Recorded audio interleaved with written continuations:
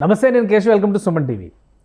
ఉన్న ఊళ్ళో బతకలేక సొంత వారిని విడిచిపెట్టి మరీ సుదూర ప్రాంతాల్లో ఏదో సాధిద్దామని, ఉన్న అప్పులు తీర్చుకుందామని వెళ్ళినటువంటి బాధితుల సంఖ్య రోజు రోజుకి పెరుగుతుంది. అక్కడ దూరపు కొండలు నునుపు అన్న చందంగా అక్కడికి వెళ్ళి మరిన్ని కష్టాలు పాలవుతున్నటువంటి పరిస్థితి ఎదురవుతుంది. మరీ ముఖ్యంగా గల్ఫ్ దేశాల్లో ఈ పరిస్థితి ఎక్కువగా ఉంది. సుమన్ టీవీ చొరవతో ఈ మధ్య కాలంలో కొన్ని కేసులు బయటకు వచ్చినాయి. అలానే ఆంధ్రప్రదేశ్ మంత్రి నారా లోకేష్ స్పందనతో కొంతమందిని విదేశాల నుంచి సురక్షితంగా మాతృదేశానికి తీసుకొచ్చినటువంటి పరిస్థితి కూడా మనం చూసాం. ఇప్పుడు తాజాగా మరొక ఉదంతం, శ్రీకాకుళం జిల్లాకు చెందినటువంటి షణ్ముఖరావు అనే వ్యక్తి దుబాయ్ వెళ్ళి అక్కడ ఇరుక్కుపోయారు. గల్ఫ్లో ఏజెంట్ మోసం చేయడం, పాస్పోర్టు, ఆయనకు సంబంధించినటువంటి డాక్యుమెంట్స్ అన్నీ కూడా స్వాధీనపరచుకోవడంతో ఎటు వెళ్ళలేని నిస్సహాయ స్థితిలో మిగిలిపోయారు.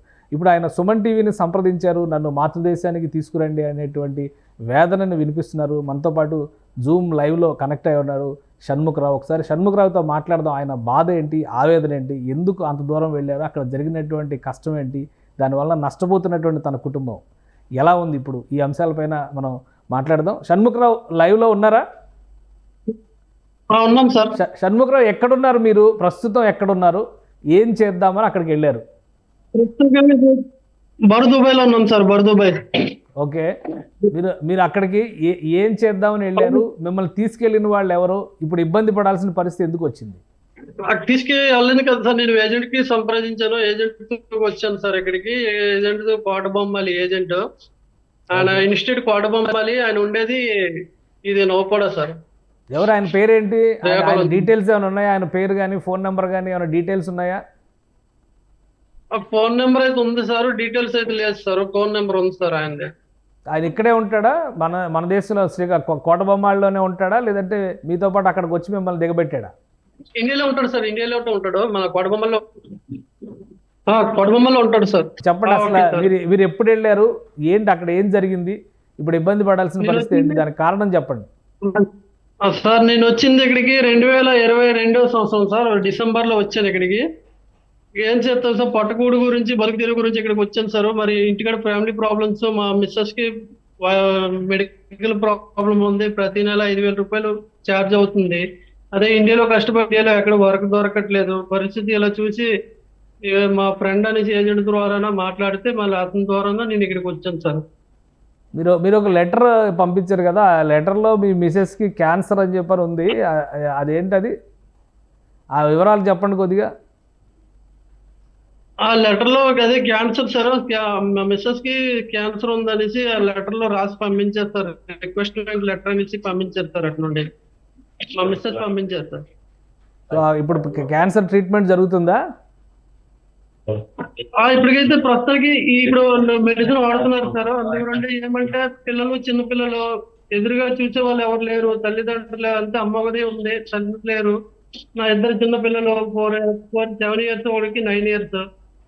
ఈ పిల్లలు చూసుకోవడానికి కూడా పరిస్థితి, ఆమెకు లేవడానికి కూడా కష్టం అవుతుంది. దాని పరిస్థితి చూసి నేను ఇలా బాధపడుతున్నాను సార్. నాకు జరగని ఇండియాకి రప్పించండి అనేసి కోరుకుంటున్నాను సార్.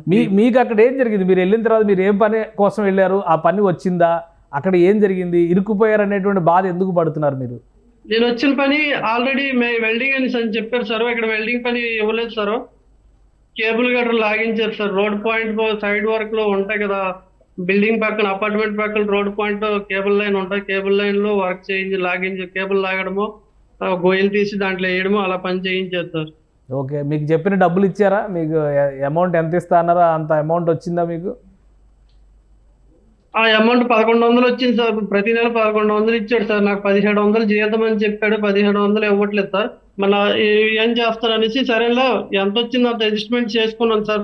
1.5 year చేసుకున్నాను సార్. లాస్ట్ కి ఇంటికి వెళ్ళిపోతానని టైంకి నాకు ఇలా ఇబ్బంది పెట్టాడు సార్. మీకు ఇబ్బంది అంటే ఏంటి? ఇప్పుడు అక్కడ రిలీవ్ చేయట్లేదా, లేదంటే రావడానికి మీకు డబ్బులు లేవా? మీకు వచ్చిన ఇబ్బంది ఏంటి? రావడానికి డబ్బులు లేవు, బిల్కుల్ లేవు సార్. నెక్స్ట్ ఇంకేంటంటే భోజనం కూడా మా తమ్ముడు 5,000 పంపాడు సార్ ఇండియా మనీ. 5,000 పంపిస్తే ఇక్కడ 200 వస్తుంది, 200 dirhams వస్తుంది. 200 మార్చుకొని అలాగే తినుకొని ఉండడం అవుతుంది పరిస్థితి. అంటే మరి నాకు డబ్బులు లేక నెక్స్ట్ ఐడి ఉంటే ఏదో చేయొచ్చు, ఏదో మాట్లాడుకుని ఇంటికి వెళ్ళవచ్చు అనేసి నేను ప్లాన్ వేసుకోను, కానీ ఐడి లేదు, పాస్పోర్ట్ లేదు. మరి నా పరిస్థితి ఏంటనేది నాకు అర్థం కావట్లేదు సార్. ఎవరి దగ్గర ఉన్నాయి మీ ఐడి పాస్వర్డ్ అవన్నీ ఎవరి దగ్గర ఉన్నాయి? ఇప్పుడు ఆయన, నేను ఎక్కడ పని చేశానో ఆయన లేడు సార్, ఆయన పరారైపోయిండు వేరే వాడు. ఎవరైనా అక్కడ లోకల్ ఆయన, ఇక్కడి నుంచి వచ్చిన ఆయన?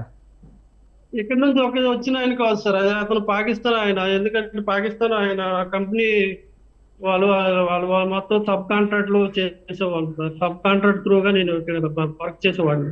అవును, మిమ్మల్ని పెట్టినటువంటి కంపెనీ వాళ్ళతో కాంటాక్ట్లో ఉంటారు కదా, మీకు రావాల్సిన డాక్యుమెంట్లు కానీ మీకు చెప్పినటువంటి జీతభత్యాలు కానీ ఇప్పించేటువంటి బాధ్యత వాళ్ళు ఎవరు తీసుకోవట్లేదా? అవును సార్, తీసుకోవాలి, కానీ వాళ్ళు అలా మాకు సంబంధం లేదని సందేస్తారు కదా. అందుగురండి వాళ్ళకి అడిగితే వాళ్ళు ఎవరో మాకు తెలియదమ్మా అనేసి అంటారు. మరి నేనేం చేయాలి సార్?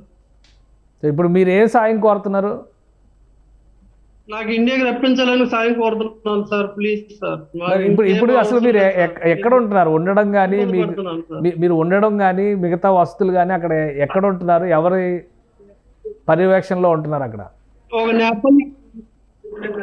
అవును సార్, నేను నా సొంత అమౌంట్ తో నేను ఇక్కడ ఉంటాను. నేపాలి క్యాంప్ లో ఉంటాను అంతే. 1 డే రెంట్ గురండి బెడ్ చార్జ్ తీసుకుంటారు. 10 dirhams భోజనం ఇస్తారు ఒక పూట. వాళ్ళే ఇక్కడ మాకు ఇస్తారు సార్. అందుకు మించి మరి ఇంకేం చేయలేము సార్. తెలుగు వాళ్ళు ఎవరు లేరా? తెలుగు వాళ్ళు ఎవరు లేరా మీకు అక్కడ? తెలుగు వాళ్ళు ఎవరైనా ఉన్నారా? తెలుగు వాళ్ళు ఇంకెవరు లేరు సార్. మావాడు ఒక్కడే ఉన్నాడు సార్ ముందు. ఏంటి ఆయన ఆయన ఆయన మోసపోయాను అంటున్నారు. ఆయన పాస్పోర్ట్కి సంబంధించి కానీ ఇతర వివరాలు అన్నీ కూడా తీసేసుకున్నారు అంటారు. బయటపడడానికి ఇబ్బంది పడుతున్నారు అంటున్నారు. ఏంటి దాని నుంచి పరిష్కారం ఏంటి? పరిష్కారం అంటే మరి ఇంకేం లేదు సార్. మరి మా చేతులు మేము ఏం చేయలేం సార్. మరి ఏం చేస్తాం? వచ్చాం, బతుకు తిరుగు 2 ఎన్నాళ్ళు వచ్చాం. మరి మా పరిస్థితి అంతే, మరి ఇంకేం చేయలేం సార్. ఇప్పుడు ఏం పని చేస్తున్నారు మీరు అక్కడ? ఇప్పుడు మీకు ఏం పని ఏమి ఇవ్వట్లేదా? మా పని లేదు సార్. పని ఇవ్వడానికి ఐడి కార్డులు లేవు, ఏమి లేవు సార్. మాకు ఐడి ఉంటే పోనీ పని చేయొచ్చు, పోనీ ఏదైనా ఎంక్వైరీ చేయొచ్చు, ఏదైనా చేయొచ్చు. ఐడి లేకుండా మేము ఎక్కడికి వెళ్ళలేము అసలు. డైరెక్ట్ జైల్లో పడేస్తారు అలాగైతే. మళ్ళీ వాళ్ళు పెద్ద న్యూసెన్స్ చేస్తారు, మళ్ళీ కేసు పడిపోద్ది, మళ్ళీ మేము బాధపడలేము. మరి మేము పొట్టగూడికి వచ్చిన మేము ఇన్ని బాధపడలేము కదా సార్. సో మీరు ఇండియా వచ్చేయడానికి సహాయం చేయాలని చెప్పని అడుగుతున్నారు అంతే కదా? అవును సార్, ఒకటే సార్. మిమ్మల్ని పంపినటువంటి ఏజెన్సీ కానీ ఏజెంట్ కానీ వాళ్ళకి సంబంధించినటువంటి వివరాలు ఏమైనా ఉన్నా కానీ, వాటికి సంబంధించిన నంబర్లు ఏమైనా ఉన్నా కానీ మీరు చెప్పండి. వాళ్ళని ఎలా అప్రోచ్ అవ్వాలి, వాళ్ళ ద్వారా మీరు మళ్ళీ వెనక్కి రావడానికి ఎలాంటి ప్రయత్నం చేయాలంటే సుమన్ టీవీ హెల్ప్ చేస్తుంది మీకు. అవును సార్, అదే సార్. మాకు అప్రోచ్ అవ్వడానికి మాకున్న ఏజెంట్ తో మాట్లాడండి సార్. నెంబర్ ఇస్తాను. ఆయన అన్నారు 6 months మీరు నచ్చకపోతే ఇంటికి వచ్చమ్మా అని అన్నారు. కానీ నేను 1.5 years చేశాను. నా బాధ భరించి ఇంట్లో ఫ్యామిలీ ప్రాబ్లం ఉండి నేను 1.5 years చేశాను. కష్టం వచ్చింది, నష్టం అని వచ్చిన తర్వాత. కానీ ఆయన లాస్ట్ లో మూమెంట్ లో నేను ఆయనకు కూడా చెప్పాను, సార్ నాకు ఇలా 6 months అన్నారు, నేను 1.5 years చేశాను, నాకు ఇంటికి పంపించాను సార్ అనేసి నేను చెప్పాను కూడా. అలాగే అమ్మా నేను మాట్లాడుతానమ్మా అని అన్నాడు. ఇప్పుడు వరకు రెస్పాన్సిబుల్ తీసుకోలేదు. ఆయన నెంబర్ కూడా నా దగ్గర ఉన్నది సార్.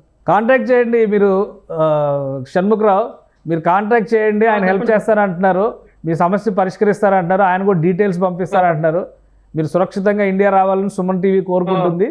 సో మీరు ఒకవేళ అక్కడి నుంచి కనుక సరైన సపోర్ట్ రాకపోతే అప్పుడు మమ్మల్ని అప్రోచ్ అవ్వండి. నువ్వు ఇమ్మీడియట్గా కాంటాక్ట్ చేయి, ఆయన హెల్ప్ చేస్తానంటున్నారు. ఆయన హెల్ప్ చేసి మిమ్మల్ని ఇండియా తీసుకొచ్చేటువంటి ప్రయత్నం చేస్తారు. మీరు సురక్షితంగా ఇండియా రావాలని కోరుకుంటుంది సుమన్ టీవీ. Thank you.